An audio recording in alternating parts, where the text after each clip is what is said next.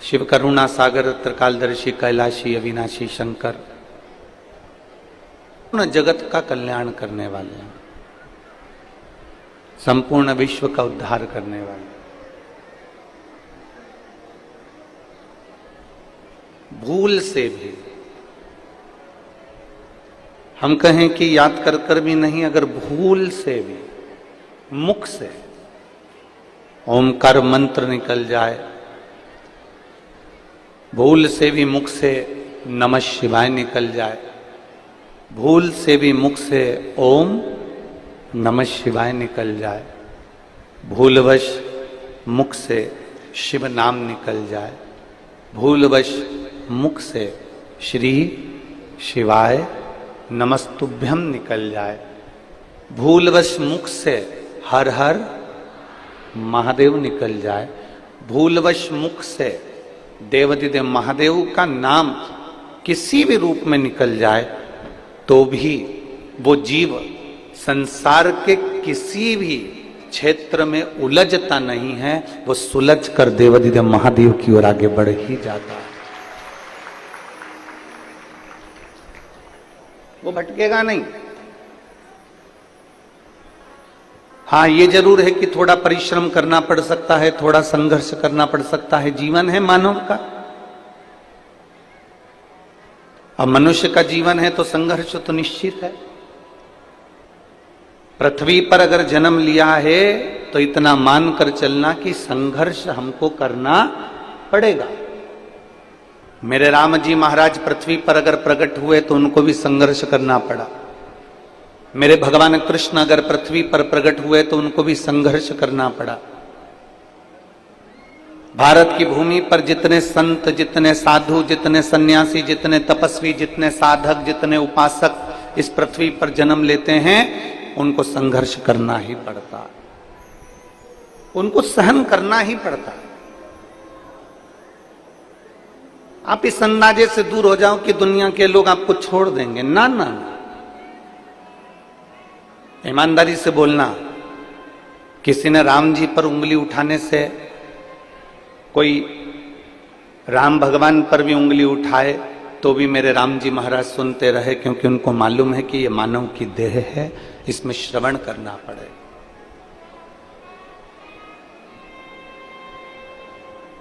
इसमें सहन बहुत करना है, और सबसे ज्यादा सहनशीलता अगर किसी को चाहिए तो वो भारत भूमि की मेरी माताओं को चाहिए। क्योंकि एकदम कोई ने कुछ बोला और आप एकदम उसका पलटवार कर दिए, कोई ने कुछ बोला और आपने उसको अपशब्द कह दिया, कोई ने कुछ बोला और आपने उसके ऊपर कुछ कह दिया, ना ना ना। अरे मत बुरे कर्म कर बंदे वरना पछताएगा, भगवान की आंखों से तू बच नहीं पाएगा, तू बच नहीं पाएगा। अरे ओ अज्ञानी मत कर नादानी, अरे ओ अज्ञानी मत कर नादानी।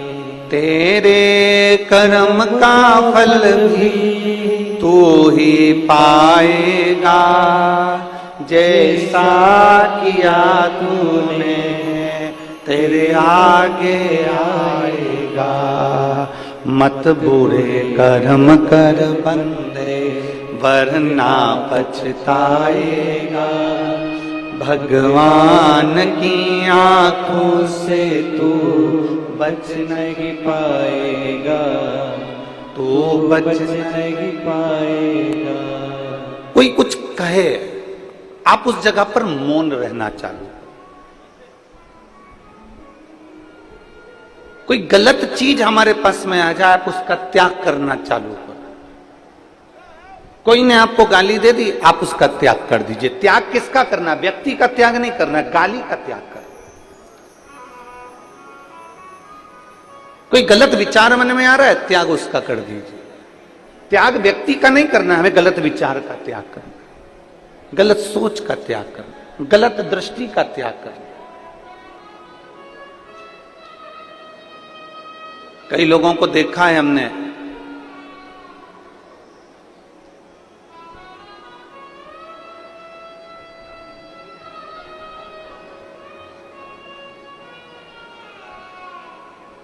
शुगर के डर से शक्कर खाना, बोलो जम के बोलो जरा, शक्कर खाना छोड़ देते हैं। कई लोगों को देखा है हमने, शुगर के डर से, जम के बोलो जरा, शक्कर खाना छोड़ देते हैं।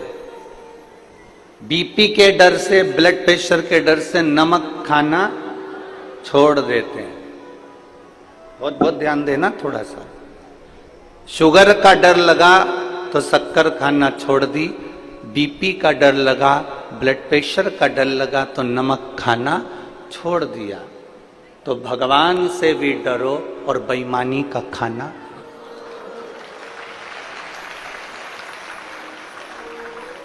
बेकार खाना छोड़ो। शुगर से डरे तो शक्कर खाना छोड़ी है, बीपी से डरे तो नमक खाना छोड़ा है। परमात्मा से थोड़ा सा डरिएगा और डर करिए, कोई गलत किसी ने कह दिया, हमें उस गलत बात को छोड़ देना। कोई गलत व्यसन आ गया, उस व्यसन को हमें छोड़ देना। गलत विचार आ गया, उस गलत विचार को हमें छोड़ देना। गलत कोई ने गाली दे दी, उस गाली को हमें, व्यक्ति को नहीं छोड़ना, उस गाली को छोड़ देना। मेरे भगवान कृष्ण को तो उनके बुआ के लड़के ही गाली बक रहे थे। मेरे भगवान कृष्ण को उनके बुआ के लड़के ही गाली बक रहे थे। इतनी गालियां दी गई, इतनी गाली दी गई, भगवान कृष्ण सुनते रहे। सुनते सुनते भगवान कृष्ण से कहा गया कि आपका बुआ का लड़का है, इसको तुम अब हटाओ यहां से, तुम्हारा संबंध खत्म कर दो, तुम्हारी रिश्तेदारी बंद कर दो। भगवान कृष्ण कहते रिश्तेदारी बंद नहीं करूंगा, गाली को दूर कर दूंगा।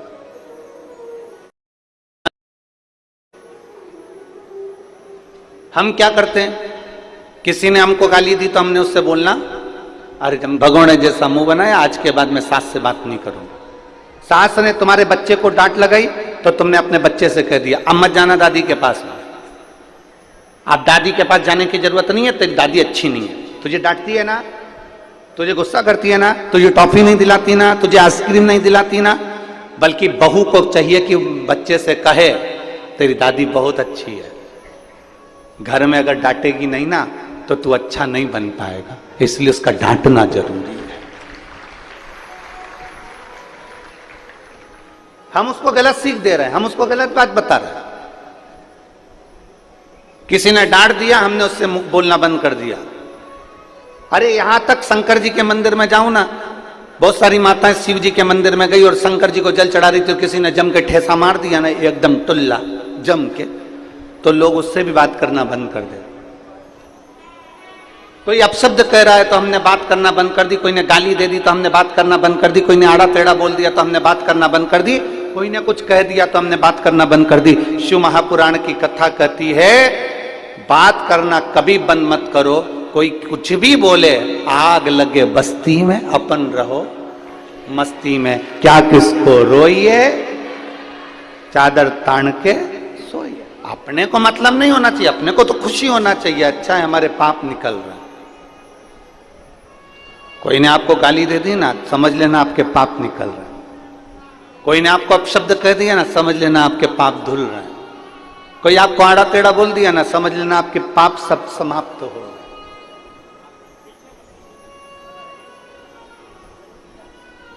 हमें बातचीत बंद नहीं करना है।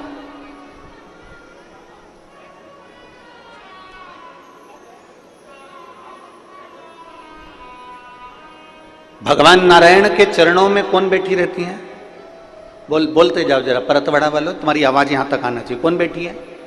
लक्ष्मी जी। गणेश जी के बाजू में कौन कौन है? रिद्धि सिद्धि।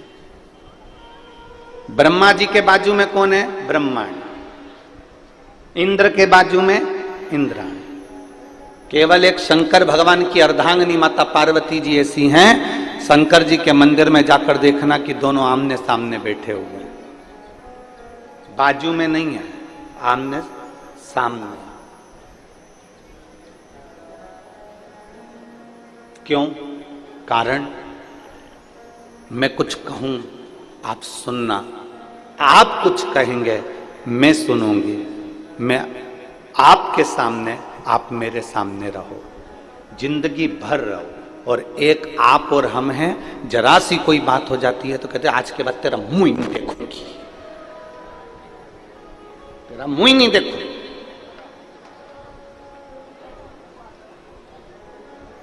आज के बाद मेरे सामने आना मत, तेरा मुंह ना देखूं मैं। ना ना, शिव पार्वती की कथा कर रही है, कितना भी क्लेश हो जाए, कितना भी विवाद हो जाए, कितनी भी गलत बात हो जाए, तो भी अपनी बोलचाल बंद नहीं करना, अपना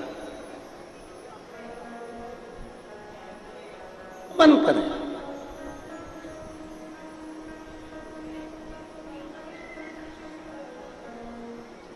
शिव जी को ज्यादा क्रोध आता था कि पार्वती जी को ज्यादा क्रोध आता था? अब दोनों का संतुलन करिए जरा। अगर आप मां भवानी का दर्शन करोगे, कालका रानी का दर्शन करोगे, काली माता का दर्शन करोगे, चामुंडा का दर्शन करोगे, तो तुम्हें लगेगा कि किसको क्रोध ज्यादा आता है? पार्वती जी को। और यदि आप भगवान शंकर का दर्शन करो, जिन्होंने अपनी जटा का बाल थोड़ा वीरभद्र को उत्पन्न करा और दक्ष प्रजापति की यज्ञ को विध्वंस कर दिया, जिन्होंने क्रोध में आकर कामदेव को भस्म कर दिया, अगर आप दर्शन करेंगे तो फिर आपको लगेगा कि शंकर को ज्यादा क्रोध आता है।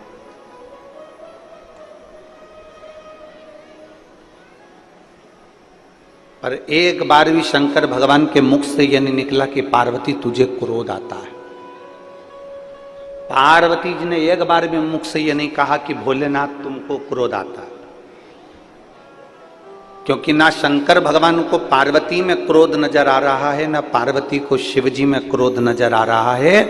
ये दोनों एक दूसरे में वात्सल्यता देख रहे हैं, क्योंकि जिसके अंदर जो भरा होता है सामने वाले में वो नजर आना प्रारंभ हो जाता है।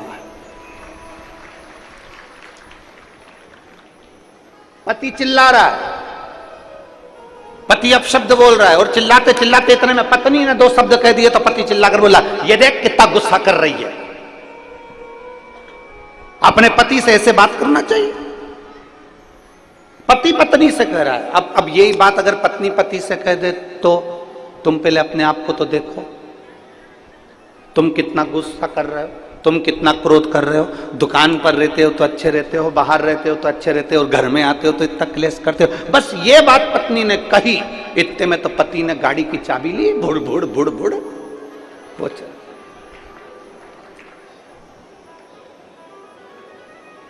फिर गलत किसने कहा? जरा विचार करिए, बच्चा जब छोटा रहता है तो हम कहते हैं कितना नटखट है। बोलो बोलो, जम के बोलो, एक बार बोल के बताओ, बच्चा कितना नटखट है।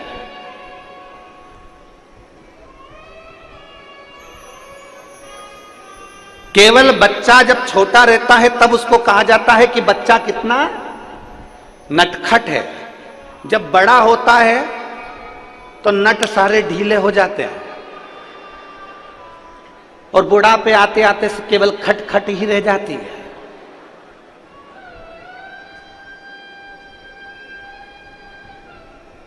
अब कोई बुढ़ापे में किसी बुढ़े व्यक्ति को 80 साल की अम्मा को कोई कह दे, अम्मा कितनी नटखट है,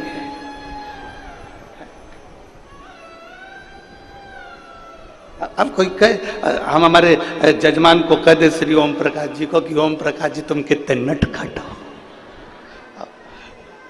अब कोई कहे, अवस्था में कोई नटखट कहेगा?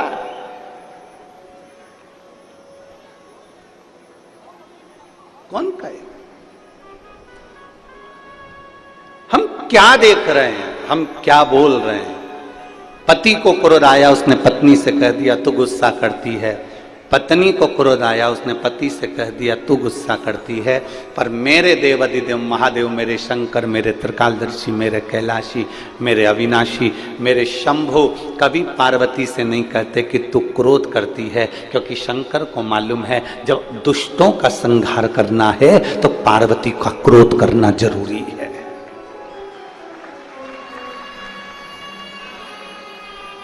जब दुष्टों का संहार करना है तो पार्वती का क्रोध करना जरूरी है।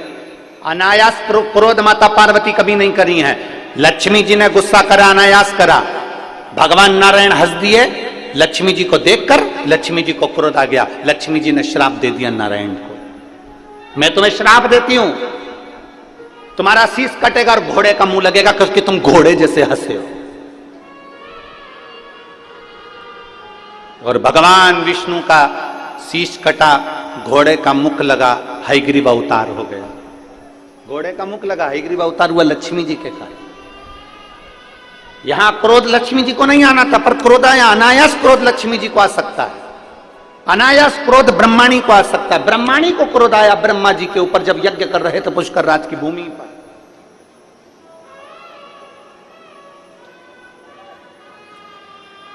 ब्रह्माणी को क्रोध आया जब पुष्कर राज की भूमि पर यज्ञ कर रहे थे और ब्रह्माणी के आने में देरी हो गई। जब ब्रह्माणी नहीं आई तब उस समय पर ब्राह्मणों ने गौ माता के मुख से गायत्री को प्रकट कर लिया और प्रकट कर कर फिर वो यज्ञ में जो बिठाया। बिठाने के बाद में स्वयं ब्रह्माणी देवी आ गई और कह दिया, मेरा अपमान कर दिया, मेरी जगह पर तुमने दूसरी नारी को बिठाया। कहीं पर तुम्हारी पूजन नहीं होगी, कहीं मंदिर नहीं होंगे। अगर मंदिर होगा तो केवल एक पुष्कर राज में होगा, केवल एक पुष्कर राज।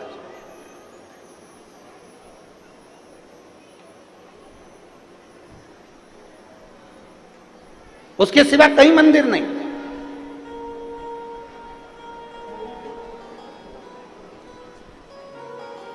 और किसी स्थान पर तुम्हारा मंदिर नहीं होगा। जब ब्रह्माणी ने श्राप दिया तो ब्रह्मदेव कहते, ब्रह्माणी तुम क्या बोल रही हो?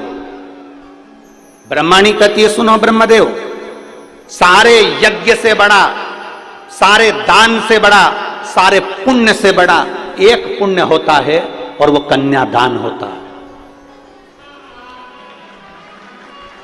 सारे यज्ञ से बड़ा, सारे दान से बड़ा, सारे पुण्य से बड़ा एक पुण्य होता है, वो कन्यादान होता है। इसके सिवा कोई दान बड़ा नहीं कन्यादान के आगे। इसलिए हम हमारी भारत माता की पुत्रियों से, भारत माता की बेटियों से प्रत्येक कथा में निवेदन करते हैं कि मेरी बेटियों, तुम कितनी भी ऊंची पढ़ाई करना, कितनी भी अच्छे ऑफिस में काम करना, पर अपने पिता को कन्यादान का मौका जरूर देना। हम हमारी बेटियों से कहते हैं कि आप कितने भी अच्छे पढ़ लो, अच्छे ऊंचे से ऊंचे स्कूल में पढ़ो, ऊंचे से ऊंचे कॉलेज में पढ़ो, अच्छी एजुकेशन आप धारण करिए, खूब अच्छे अच्छे अहदे पर, पद पर मेरी बेटियां बैठे, पर इतना याद रखना अपने पिता को कन्यादान का मौका जरूर देना। जरा सी चाउमीन के चक्कर में और 10 रुपए के पेट्रोल और डीजल के चक्कर में और भुड़ भुड़ के चक्कर में, किसी एरे गिरे नत्थु खेरे के चक्कर में मत जाना। अपने माता पिता को कन्यादान का मौका जरूर देना।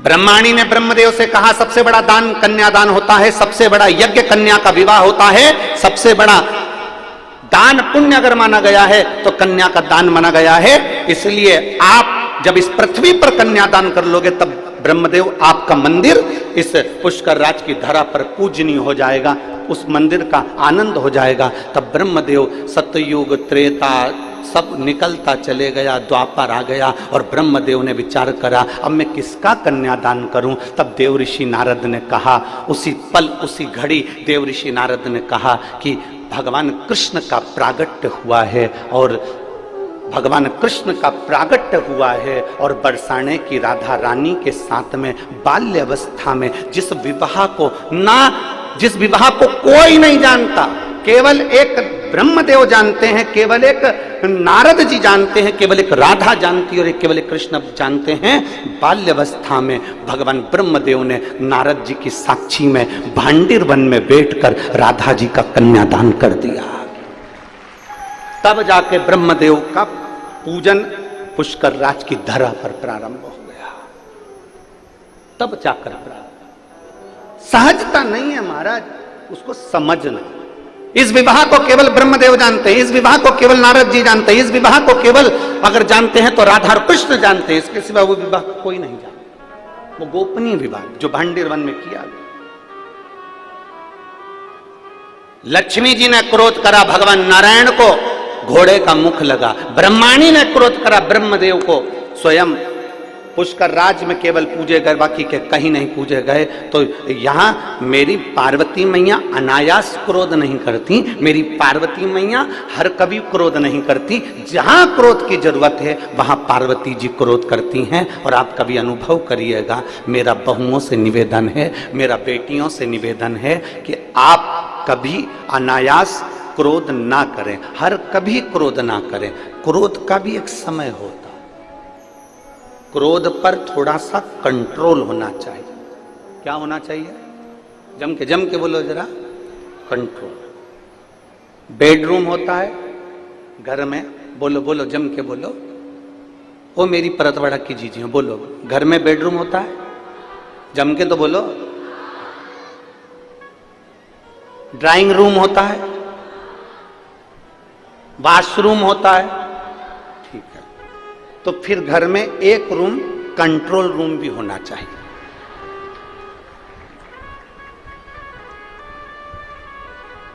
बेडरूम है ना, इधर वाली जी जरा बोलो तो बेडरूम है ना, ठीक है। ड्राइंग रूम है ना, ओ जी हो है ना, वॉशरूम है ना, तो फिर कंट्रोल रूम भी हो। जैसे गुस्सा आए उस रूम में जाकर बैठ जाओ, अपने आप को कंट्रोल करना प्रारंभ करिए।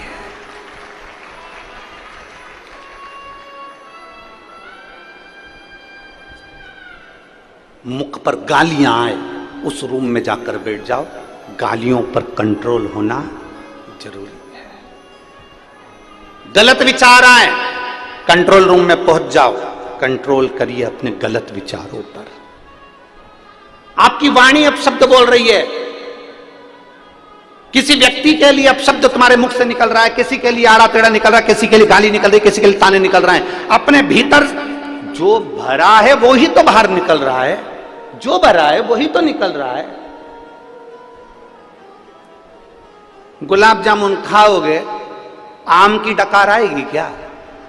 अरे बोलो तो जम के।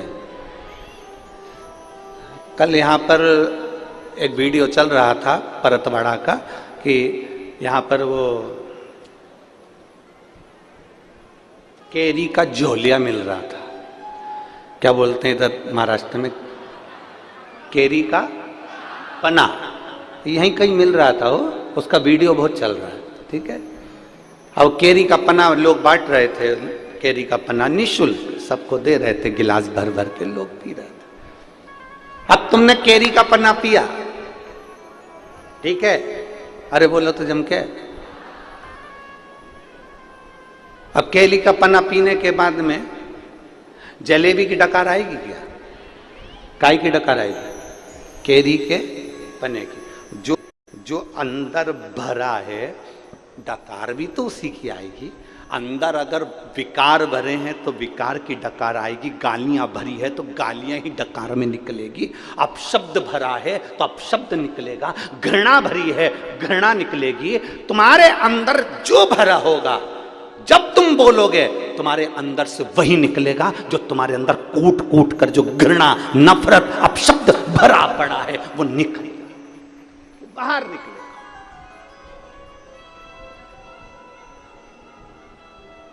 कोई व्यक्ति बहुत अच्छा बोल रहा है, समझ लेना उसके अंदर अच्छाई भरी हुई है। कोई व्यक्ति बहुत अच्छी व्यवहार कर रहा है, समझ लो उसके अंदर व्यवहार अच्छा भरा हुआ।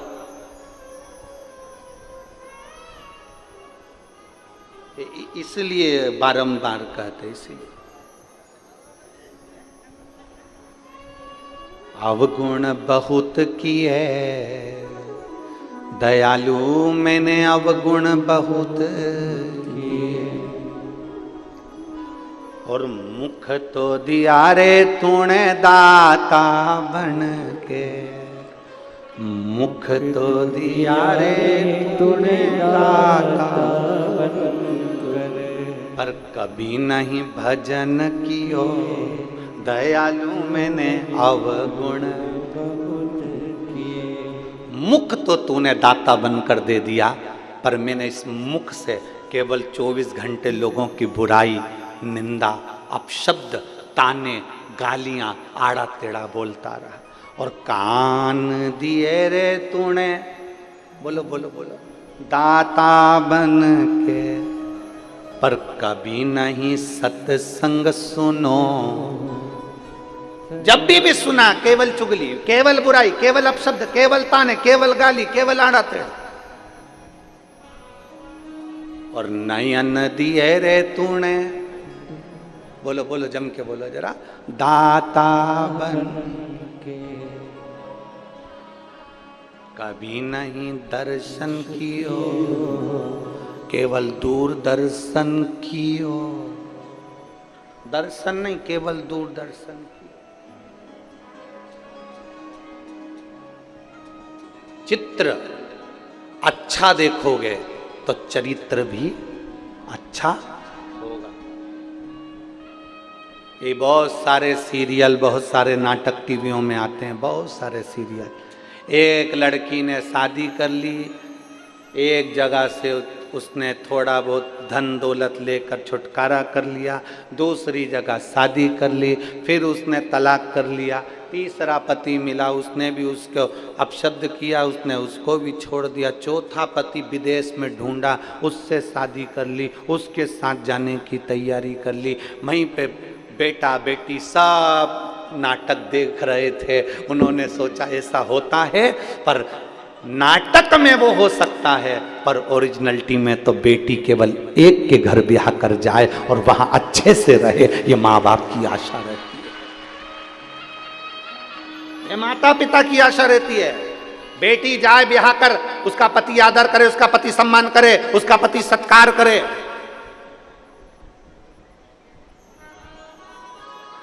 ये हर माता पिता का एक मन का भाव होता है, प्रत्येक माता पिता का।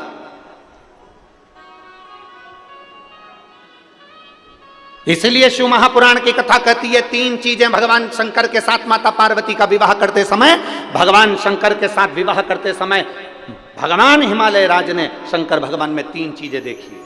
तीन चीज। महाराज,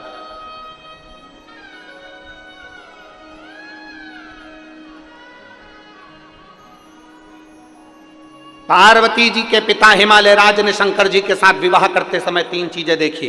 प्रत्येक घर के पिता को अपनी बेटी की शादी करते समय तीन चीजें देखना चाहिए। पहला, संपत्ति मत देखना,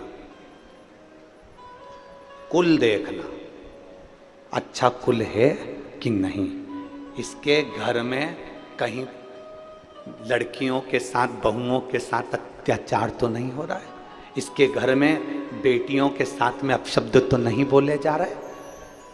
हिमालय राज ने पार्वती जी का विवाह करते समय तीन चीजें देखी थी। प्रत्येक घर का पिता बेटी की शादी करते समय तीन चीजें देखे। संपत्ति मत देखना, तुम्हारी बेटी के भाग्य में संपत्ति होगी तो वो ढेरों की संपत्ति बनवा देगी, और अगर भाग्य में नहीं होगी तो पेट्रोल पंप भी बिगवा देगी। उसका क्या?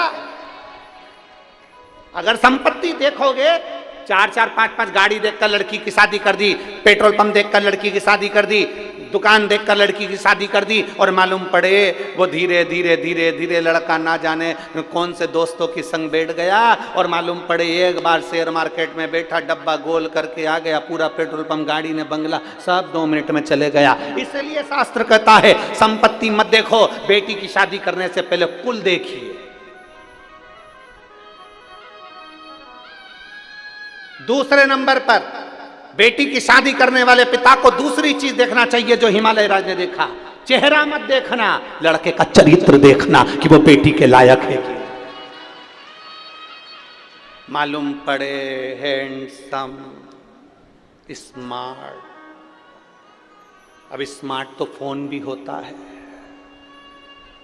क्या करें? तो क्या फोन से शादी कर लोगे? स्मार्ट है नहीं, स्मार्ट तो फोन भी होता है।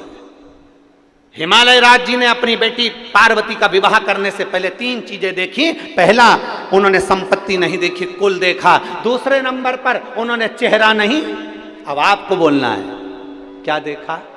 चरित्र देखा।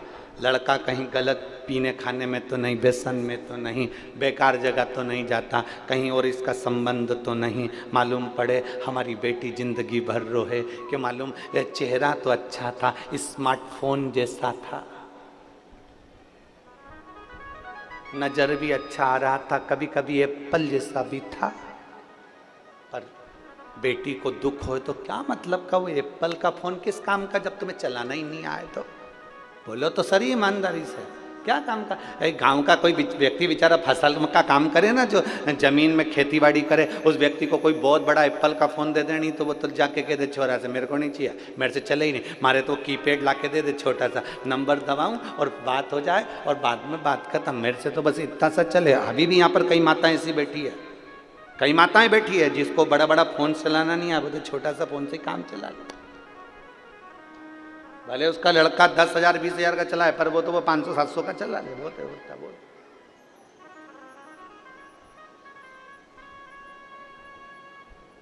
उसको जरूरत ही नहीं। चेहरा मत देखना, क्या देखना? चरित्र देखना। शिव महापुराण की कथा कहती है उसका धन नहीं, उसकी कमाई नहीं। शिव महापुराण की बात कथा कहती है, तीसरे नंबर पर कहती है कि उसका धन वैभव सब अलग चीज है। तीसरे नंबर पर शिव महापुराण हिमालय राज की कथा कहती है पार्वती जी के विवाह के लिए कि लड़के की संगति देखो, संग किसका है? ए मेरी परतवाड़ा की जीजी और जितने भारत भूमि के जितने भक्त शिव महापुराण की कथा को इस परतवाड़ा की धरी से श्रवण कर रहे हैं, इस भूमि से सुन रहे हैं, जो अपने आस्था चैनल पर, फेसबुक, यूट्यूब पर, मोबाइलों पर इस कथा को सुबह 9:30 बजे से 12:30 बजे तक सुन रहे हैं, उनसे निवेदन करेंगे 3 चीजों का स्मरण आपके जीवन में रहे। एक, धन मत देखो, कुल देख लो। दूसरा, संपत्ति मत देखो, लड़के की संगति देख लो। और तीसरा, चेहरा मत देखो, चरित्र देख लो, तो तुम्हारी लड़की कभी दुखी नहीं हो सकती, वो सुखी ही रहे, सुखी रहे।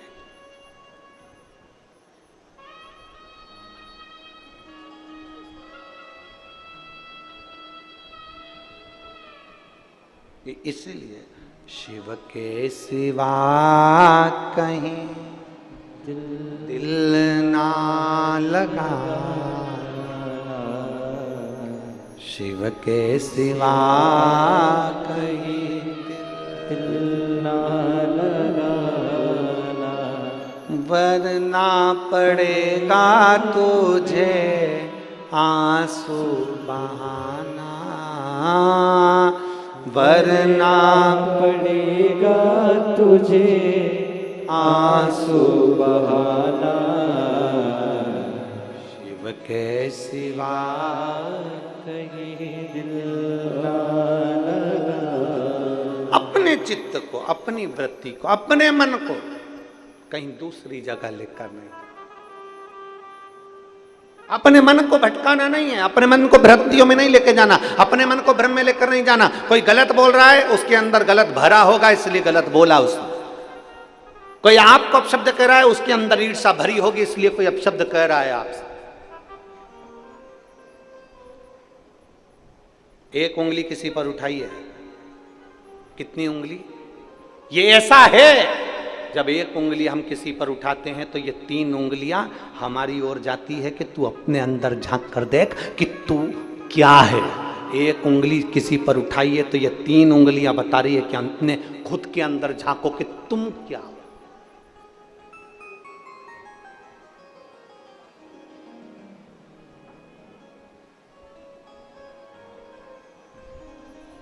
सास बहू की गलतियां निकाले, बहुत निकाले, खूब निकाले। ईमानदारी से बोलना, सास अगर बहू की गलती निकालती रहे, निकालती रहे, निकालती रहे और अपनी पड़ोसन उनको, अड़ोसन उनको, रिश्तेदारों को, ननन को, जेठानी को, जेठानी को, सबको गलतियां बताती रहे, एक दिन ऐसा आएगा कि पूरे मोहल्ले के लोग कहेंगे बहू ऐसी नहीं है, सास गलतियां निकालती है तो सास ही गलत।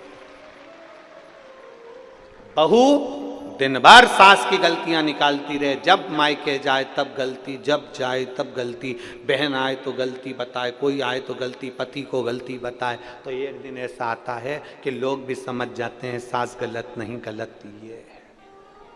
आप एक उंगली किसी पर उठाइए, उसमें से गलतियां छांटना प्रारंभ करिए। एक उंगली किसी पर उठाइए, ये 3 उंगलियां आपकी ओर जाकर बताती है कि तुम अंदर से क्या हो, तुम्हारे भीतर भरा क्या है, तुम कैसे हो। ये 3 उंगलियां बताती है कि तुम्हारे अंदर कितना क्या भरा पड़ा है। शिव पुराण कहती है ना सास बुरी होती है ना बहू बुरी होती है, कुछ समय का चक्र होता है, जो बुरा होता है उसको टल जाने दो, दोनों में एक दिन प्रेम जरूर बढ़ेगा। एक लड़की की शादी हुई, लड़के से उसका विवाद हो गया, मायके चली गई, मायके वालों ने कह दिया मत जाना, तू हमारे पास रह। शिव महापुराण की कथा कहती है थोड़ा टल जाने दो, इस संवाद को थोड़ा टल जाने दो। लड़का लड़की में विवाद हुआ है ना, थोड़ा समझाओ, कोई बात नहीं बेटा, चल हम बैठते हैं, बात करो, अच्छे से रहो, दोनों अच्छे से रहो, प्रेम से रहो। विवाद हुआ है, अभी नए नए जुड़े हुए, 1 साल हुआ शादी का, 2 साल हुआ, 3 साल हुआ, थोड़ा समय लगेगा, कम से कम 5-6 साल इंतजार करो, इसके बाद निर्णय पर पहुंचना। इतनी जल्दी निर्णय मत ले कि मुझे अब इसके साथ रहना ही नहीं। बहुत समय तुम मायके में रह रही है, जा ससुराल में ले। हो सकता है बेटी को समझाओ, तू एक बार विवाद कर कर आ गई, मान लो तेरे को ऐसा पति मिला और तूने तलाक भी ले लिया, तो हो सकता है तो दूसरी शादी करे और वो भी ऐसा ही निकल गया, तो क्या जवाब था। थोड़ा समझाओ, थोड़ा समझाने का प्रयास करिए, थोड़ा कहने का प्रयास करिए। हाँ, जब बेटी के लायक लड़का ना हो और तुम्हें लगे कि ये बेटी के लायक नहीं, सही में हाथ उठाता, मारता, ठोकता, गाली देता, अपशब्द कहता, इज्जत नहीं करता, सम्मान नहीं करता। कितनी बड़ी बात, एक बुजुर्ग व्यक्ति मरते मरते 4 बातें अपने लड़के को कहकर चले गए।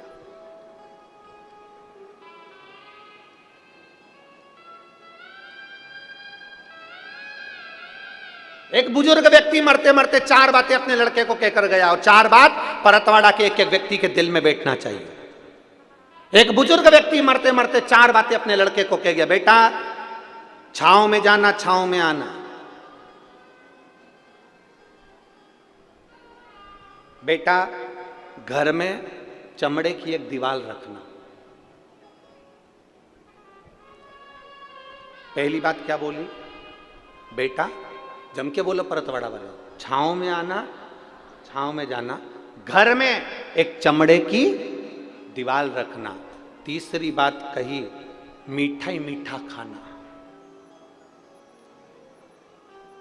मीठा ही मीठा। और चौथी बात कही, अपनी पत्नी को डांटना है तो बांध के डांटना, अपनी पत्नी को डांटना है तो बांध कर डांटना। ये 4 बातें बुजुर्ग कहकर चले गया। लड़के ने अमल करना प्रारंभ कर दिया। छांव छांव जाओ, छांव छांव आओ। तो लड़के ने क्या करा, अपनी दुकान तक, अपने घर से लेकर दुकान तक टेंट लगवा दिया। छांव में जाता, छांव में आता। लड़के ने सुना पिताजी ने कहा कि चमड़े की दीवार घर में रखना, तो जब गांव में कोई भैंस मरी, उसका चमड़ा लाकर उसने निकलवा के अपनी दीवार पे टांग दिया। चमड़े की दीवार बदबू मारने लगा घर। तीसरी बात, मीठा ही मीठा खाना, इतना मीठा खाया कि शुगर हो गई। और चौथी बात, अपनी पत्नी को पहले बांधता फिर डांटता। एक दिन पत्नी छूटकर अपने मायके चली गई और अपने पिता से कहा, पिताजी से कहा, पापा मुझे नहीं जाना, बहुत गंदा माहौल है। पहले तो अच्छे थे, पर जब से पिताजी मरे 4 चीजें इनको बताकर चले गए, मीठा ही मीठा खाओ, चमड़े की दीवार रखो, और पत्नी को जब भी डांटना तो बांध कर डांटना, और छाँव छाँव जाना, छाँव छाँव आना। जमाई आया अपनी पत्नी को लेने के लिए। ससुर ने कहा, बेटा क्या बात है, तुम पहले तो ऐसे नहीं थे, तुम पहले ऐसे नहीं थे बेटा, क्या हुआ? तो कहा, मैंने अपने पिताजी का कहना माना है, मेरे पिताजी मरने से पहले ये सब चीजें बोल कर गए थे। बस बता ही रहे थे 4 चीजें और पिताजी मर गए, उन्हें समझाया नहीं मुझको। मैंने जो सुना वैसा मैंने करा। पिताजी कह गए थे छाँव में जाना, छाँव में आना, तो मैंने अपनी दुकान तक, घर से लेकर दुकान तक टेंट लगवा दिया। लड़की के पिताजी ने कहा, तुमने अपने पिता के शब्दों को सही से धारण नहीं करा। तुम्हारे पिताजी ने कहा था छाँव में जाना, छाँव में आना, मतलब जब भी अपने व्यापार के लिए जाना, दुकान पर जाना, तो सुबह जाना और शाम को आना। छांव में जाना, छांव में आना मतलब सुबह जल्दी जाओ, सूरज उगते से अपने व्यापार को चालू करो, और रात्रि को जब सब आनंद के साथ में छांव हो जाए, सारा व्यापार बंद कर कर फिर आओ। इसको कहते हैं छांव में जाना, छांव में आना। तूने टेंट लगवा दिया, इसको छांव में जाना, छांव में आना नहीं कहते। फिर कहा, मेरे पिताजी ने कहा था मीठा ही मीठा खाना, अर्थात तेरे पिताजी ने कहा था हमेशा ईमानदारी की खाना, कभी गलत मत खाना, नमक मत खाना, मीठा खाना, अपनी इज्जत से खाना। और जब ईमानदारी का कोई खाता है तो वो मीठा ही कहलाता है, भले लड्डू ना खाए पर वो ईमानदारी की मिठाई ही होती है। मेरे पिताजी ने कहा था चमड़े की दीवार घर में जरूर रखना। तेरे पिताजी ने कहा था कोई एक व्यक्ति घर में ऐसा रखना जो तुझे सतमार्ग बताता रहे, तेरी इज्जत कराता रहे और तुझे सम्मान के शब्द बोलता रहे। चमड़े की दीवार मतलब वो व्यक्ति जो तुमको उन्नति की सीढ़ी पर लेकर जाए। चमड़े की दीवार से मतलब है वो व्यक्ति जो चमड़े का शरीर है जिसका, और तुम्हें ज्ञान उपदेश दे, तुम्हें समझाए, तुम्हें अग्रण्य लेकर जाए, वो चमड़े की दीवार के बराबर होता है। घर में एक चमड़े की दीवार रखना मतलब एक मित्र, एक परिवार का सदस्य ऐसा रखना जो तुम्हें सतमार्ग बताए, वो चमड़े की दीवार है। और चौथे नंबर पर पत्नी को बांध कर डांटो, मतलब पत्नी को कभी 4 लोगों के सामने मत डांटना, अकेले कमरे में ले जाकर डांटना, इसको कहते हैं बांध कर डांटना। तू अपनी पत्नी की इज्जत क्यों गिरा रहा है? 4 दोस्तों के सामने पत्नी को अपशब्द कह दिया, रिश्तेदार आए तो उनके सामने अपशब्द कह दिया, नंदे आई तो उनके सामने अपशब्द कह दिया, नंदोई आए तो उनके सामने अपशब्द कह दिया, छोटे कई देवरानी खड़ी रहती है और पति आया और अपनी पत्नी को डांट दिया। 4 देवरानी के सामने उस जेठानी की क्या इज्जत होगी, उसका सम्मान क्या होगा? 4 दोस्तों की पत्नी के सामने आए और डांट दिया, उन 4 दोस्तों की पत्नी के सामने पत्नी की इज्जत क्या होगी? इसलिए उस ससुर ने, उस पिता ने कहा था कि पहले बांधना फिर डांटना, अर्थात अपनी पत्नी को कहीं 4 लोगों के सामने कुछ मत कहना, कहना तो कमरे में ले जाकर कहना। बस इतनी सी बात थी। उस व्यक्ति ने चरण पकड़ लिए, ससुर जी मैंने अपने पिता के शब्द को गलत सोच लिया था, मैंने अपने पिता के शब्द को गलत सोच लिया था। हम निवेदन करना चाहेंगे, दुनिया के कई लोग कथाओं को थोड़ा थोड़ा सा काट लेते हैं और उसको गलत तरह से पेश कर देते हैं। कभी बन सके गलत तरह से पेश करने से पहले उस कथा को पूरी सुनना, किसी और वाले महाराज ने बोला क्या था, उस कथा को पूरी निकालिए, सुनिए, इसके बाद आप कहिए कि कथा गलत है कि सही है। कहने वाला कुछ भी कह दे, अपशब्द बोलने वाला अपशब्द कह दे। एक बहू ने कुछ कहा, सास ने गलत मतलब निकाल लिया। 4 तरह के लोग होते हैं, 4 तरह का मतलब निकालते हैं। पहले कथा को पूरा सुनो कि उस कथा का विस्तार वर्णन क्या करा गया है, उस कथा में बोला क्या गया था, उस कथा में कहा क्या गया था। छोटी सी बात लोगों ने, जैसे लोग कह दिए बेलपत्री पर, अरे गुरुजी ने क्या कहा था, पहले मेहनत करो, अपनी पूरा परिश्रम करना, फिर एक बेलपत्र शहद की ले जाकर समर्पित करना देवाधिदेव महादेव को। लोगों ने आधा काटा, आधा छाटा, थोड़ा सा निकाला और प्रस्तुत कर दिया। उसको समझो, कहां से बोला गया है, कहां से लिया गया है, क्यों बोला गया है, किस लिए बोला गया है, उस प्रसंग को समझने की जरूरत है। उठाया, कह दिया, प्रस्तुत कर दिया ना।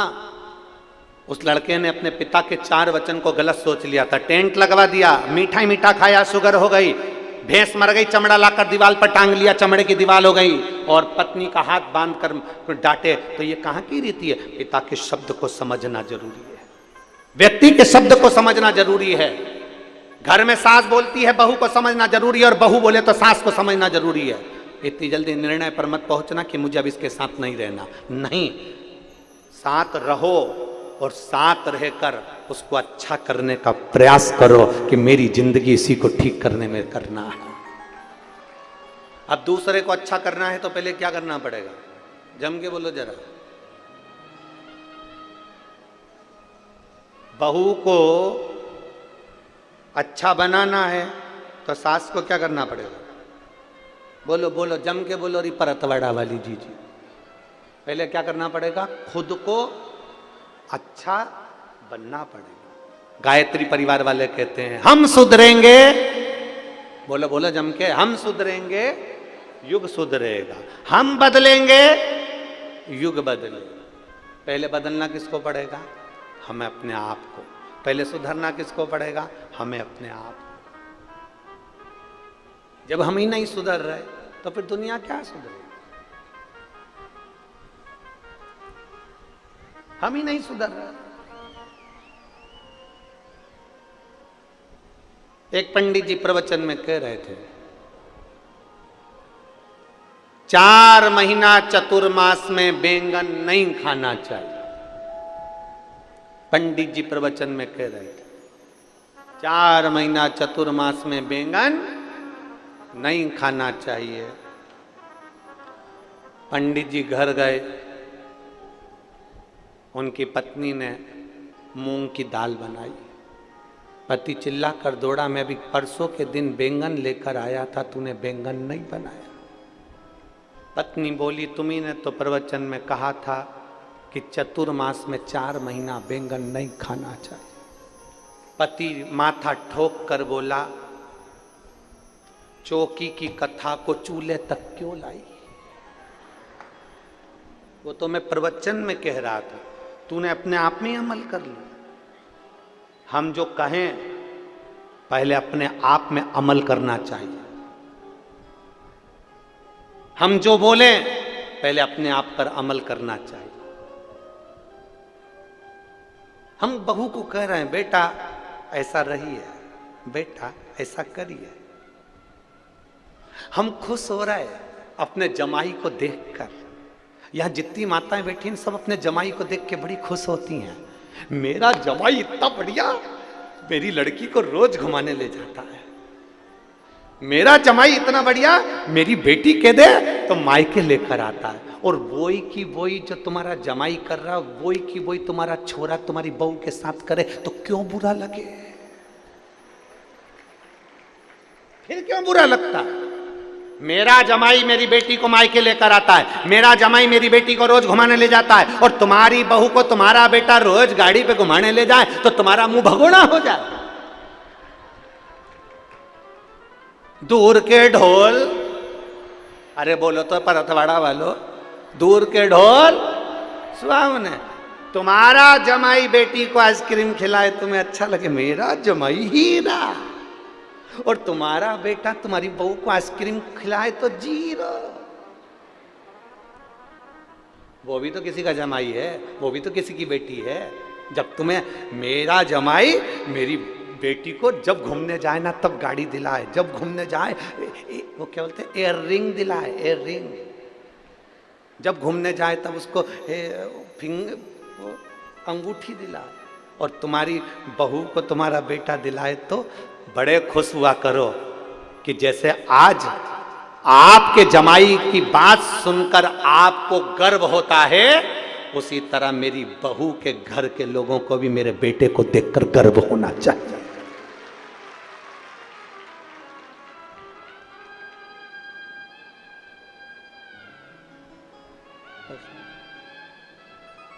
दूर के ढोल शिव के सिवा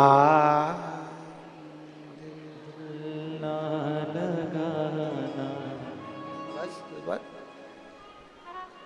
दूसरा करे तो अच्छा, अपन करें तो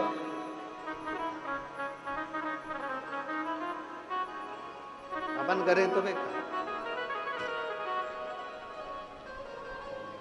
स्वयं को सुधारिए।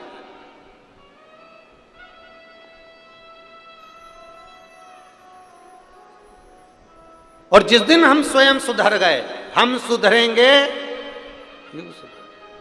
हम दूसरे से कहते हैं मंदिर जाओ, लोटा भर के जल चढ़ाओ, पहले अपने को जाना पड़ेगा। हमने दूसरे से कहा तेरे यहां ऐसा हो रहा है तो तू पशुपति व्रत कर। उसने पशुपति व्रत करे और उसका काम हो गया, और तूने पशुपति व्रत करे और नहीं हुआ। क्यों? क्योंकि तेरा विश्वास पक्का नहीं था। उसने तेरे वचन पर विश्वास करा और उसने काम किया और हो गया। एक पत्र है, देखिए।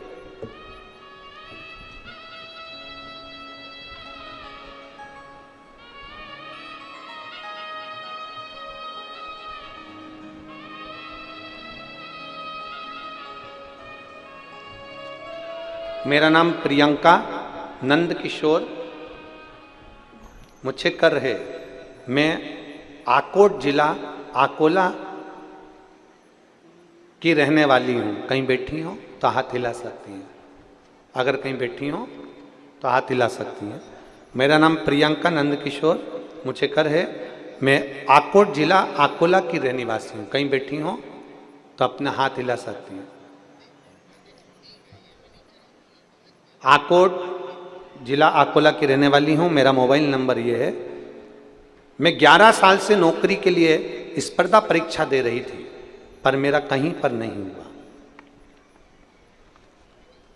फिर मैंने 11 साल एग्जाम देना का प्रयास किया। एग्जाम देने के बाद मेरा जब सिलेक्शन नहीं हुआ तो मैंने परीक्षा देना बंद कर दिया। मैंने परीक्षा देना बंद करी क्योंकि मैं परीक्षा में फेल हो जाती। 2022 में मेरी माँ ने मुझे शिव महापुराण की कथा टीवी पर सुनाई, कथा के बारे में बताया। मैंने बोला, माँ ऐसा महाराजों तो ढेर सारी बातें बोलता रहता है, क्या होगा? मेरी माँ ने कहा, वो सियोर वाला महाराज कहता है कि हिम्मत मत हारना, एक बार फिर परीक्षा दे और फॉर्म भर। 11 साल परीक्षा देने के बाद में मैंने फॉर्म भरना बंद कर दिया, पढ़ना बंद कर दिया। तब आपकी कथा सुनकर मुझे बल आया। आप कहते हो हिम्मत मत हारना, महादेव तुम्हारा साथ देगा। एक बार नहीं, 4 बार अगर परीक्षा देना है तो 5 बार दो और बाबा के ऊपर भरोसा रखो। मैंने अपनी माँ के कहने पर टीवी पर कथा सुनना प्रारंभ करी और फिर मैंने पशुपतिनाथ का व्रत किया। एक बार मेरा पशुपति व्रत पूरा हो गया, उसका कोई फल नहीं मिला। मेरी माँ कहती है कोई बात नहीं, दूसरी बार फिर कर। 2 महीने बाद मैंने पशुपतिनाथ का फिर व्रत करा, पर मेरा उस व्रत से भी कोई सिलेक्शन नहीं हुआ। तब मेरी साथ की सहेलियों ने कह दिया, व्रत करने से अगर किसी को सिलेक्शन हो जाता तो ना जाने कितनों का हो जाता। तब मैंने व्रत नहीं करा, पर मेरी माँ ने कहा एक बार फिर व्रत कर। तब मैंने तीसरी बार व्रत करा और बाबा की कृपा का क्या गुणगान करूं। आज मैं सरकारी स्कूल में शिक्षक के पद पर मेरी एडमिशन हुआ। मैं बाबा को धन्यवाद देती हूँ। कहीं बैठी हो, मेरा नाम प्रियंका नंद किशोर मुझे कर है। मैं आकोट जिला अकोला की निवासी हूँ और मेरा मोबाइल नंबर ये है। आई हैं क्या? पीछे हैं, एक बार हाथ हिलाओ, दिख जाएगी। कैमरे में खींच कर लो तो टीवी पर दिख जाएंगी, हमको तो नज़र नहीं आ रही यहाँ से। हाँ ठीक है, दिख गए हो। एक बार वापस हाथ हिला दो। हाँ ठीक है, दिख गए हो। श्री शिवाय नमस्तुभ्यम। बधाई आपको बहुत बहुत। प्रयास करो, थोड़ा थोड़ा संघर्ष करना पड़ सकता है, थोड़ी मेहनत करना पड़ सकती है, पर आगे बढ़ने का प्रयास करें। दुनिया के लोग कितनी भी टांग खींचे, दुनिया के लोग कितना भी अपशब्द कहे, दुनिया के लोग कितना भी ताना दें, आपकी जब गरीब परिस्थिति रहती है, आपके जब दुख का समय रहता है, दुनिया का कोई व्यक्ति तुम्हारा साथ देने नहीं आता। तब तुम्हारे भीतर का विल पावर, तुम्हारे भीतर की हिम्मत तुम्हें अंदर से आकर बोलती है कि चिंता मत करना, तेरा काल अधिपति महाकाल तेरे साथ खड़ा है, बढ़ आगे। इसलिए शिव के सिवा कहीं दिल ना लगाना, शिव के सिवा कहीं दिल ना लगाना, वरना पड़ेगा तुझे आंसू बहाना, वरना पड़ेगा तुझे आंसू बहाना। शिव के सिवा कहीं दिल ना लगाना, शिव के सिवा कहीं दिल ना लगाना, शिव के सिवा कहीं दिल ना लगाना, शिव के सिवा कहीं दिल ना लगाना। बड़े भाव से दोनों हाथों से आनंद के साथ। वरना पड़ेगा तुझे आंसू बहाना, वरना पड़ेगा तुझे आंसू बहाना, शिव के सिवा कहीं दिल ना लगाना, शिव के सिवा कहीं दिल ना लगाना।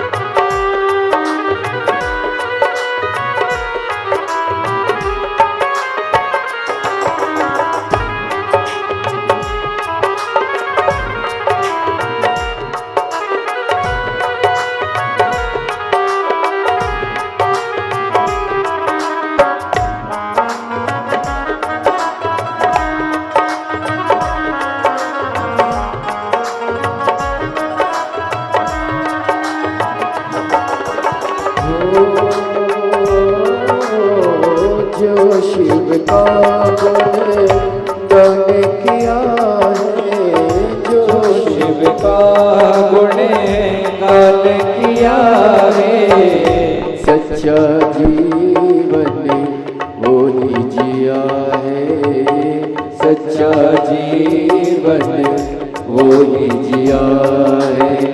जो शिव का गुणगान किया है, जो शिव का गुणगान किया है, सच्चा जीवन वो ही जिया है, सच्चा जीवन वो ही जिया है।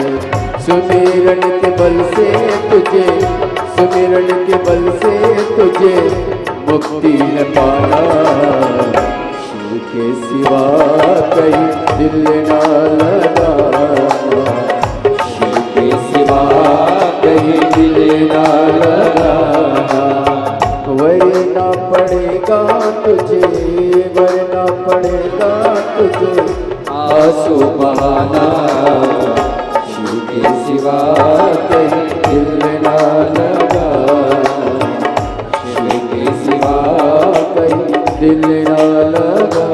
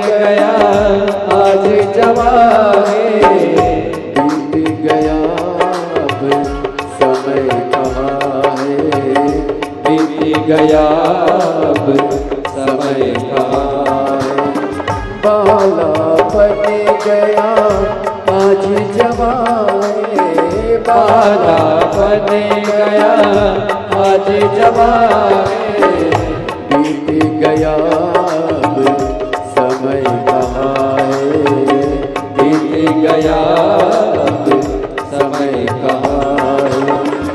सोच समझ के, सोच समझ निकाला, शिव के सिवा कहीं दिल ना लगाना, शिव के सिवा कहीं दिल ना लगाना।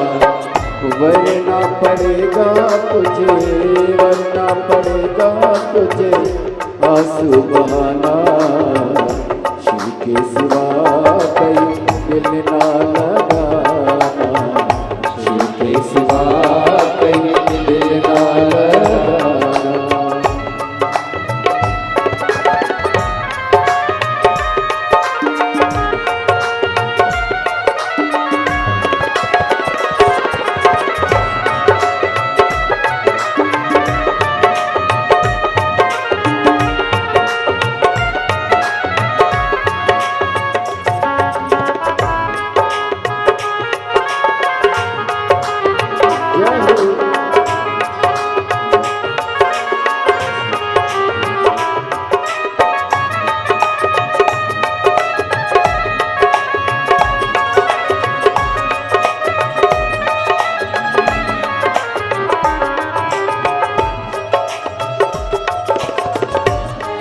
बड़े आनंद में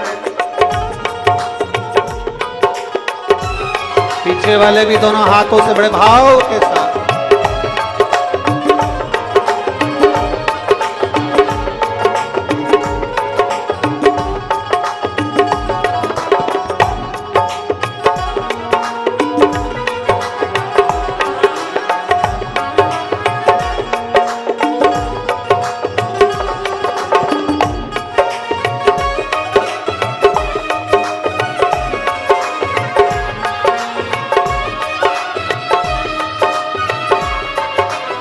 हो आया जहाँ से वहीं फिर जाना, आया जहाँ से वहीं फिर जाना, वहाँ साथ जाना पैसा खजाना, वहाँ साथ जाएगा पैसा खजाना। आया जहाँ से वहीं फिर जाना, आया जहाँ से वहीं फिर जाना, वहाँ साथ जाना पैसा खजाना, वहाँ साथ जाएगा पैसा खजाना।